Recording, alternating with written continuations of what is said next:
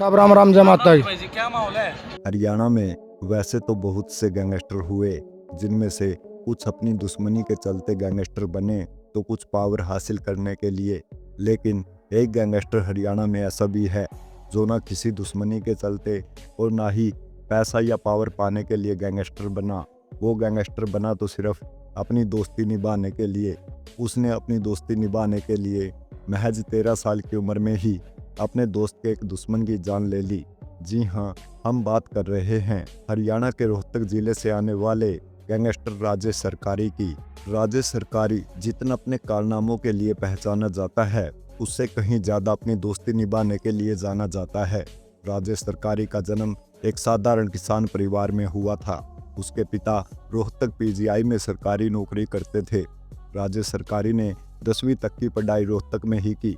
उसके बाद जेल जाने की वजह से राजेश ने बीए तक की पढ़ाई जेल के अंदर रहते हुए की।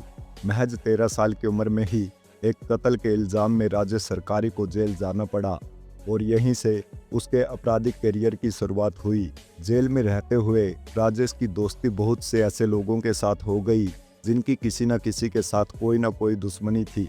फिर क्या था, अपने दोस्तों का साथ देने के लिए राजेश ने भी हथियार उठा लिए और पूरी तरह से वह भी अपराध की दुनिया में आ गया।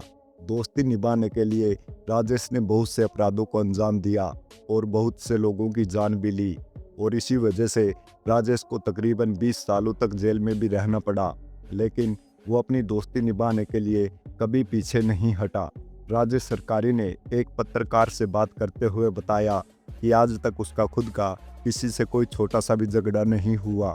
उसने आज तक जो भी किया है सिर्फ अपने दोस्तों के लिए ही किया। अपने दोस्तों के लिए वो हमेशा मरने मारने को तैयार रहता था। जिन्होंने भी कभी उसके दोस्तों के साथ कुछ गलत करने की कोशिश की, फिर चाहे वो कितना भी ताकतवर क्यों ना हो, राजेश ने उसको कभी नहीं छोड़ा। राजेश सरकारी गरीबों और कमज़ोरों के साथ भी हमेशा खड़े रहे। उनके पास जो भी मदद मांगने जाता वो हमेशा उसकी मदद करते, फिर चाहे उसको इसके लिए किसी भी हद तक क्यों ना जाना पड़ता। राजेश सरकारी ने अपनी ज़िंदगी का दूसरा मर्डर भी अपने एक दोस्त की हत्या का बदला लेने के लिए किया था। 38 साल के राजेश सरकारी के ऊपर तकरीबन 30 से ज़्यादा आपराधिक मामले दर्ज हैं, जिनके लिए उसको 18 से 20 साल तक जेल की सलाखों के पीछे ही बिताने पड़े। राजेश सरकारी ने यह भी बताया कि कुछ केस उसके ऊपर प्रशासन द्वारा फर्जी भी लगाए गए और आज भी उसकी छवि बदनाम होने की वजह से प्रशासन द्वारा उसको काफ़ी तंग किया जाता है। रोहतक के अलावा राजेश सरकारी बुंडसी और तिहाड़ जैसी बड़ी जेलों में भी रह चुका है। राजेश सरकारी ने यह भी बताया कि प्रशासन द्वारा उसको काफ़ी टॉर्चर भी किया गया।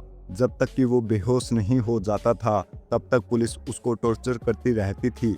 अभी के समय राजेश सरकारी अपराध की दुनिया को पूरी तरह से छोड़ चुका है और युवाओं को भी अपराध न करने की सलाह देता है।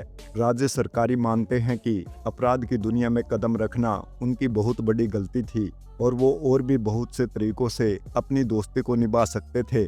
और यही थी हरियाणा के फेमस गैंगस्टर राजेश सरकारी की कहानी। आपकी अपनी इस कहानी के बारे में क्या राय है? नीचे कमेंट बॉक्स में कमेंट करके हमें ज़रूर बताएं।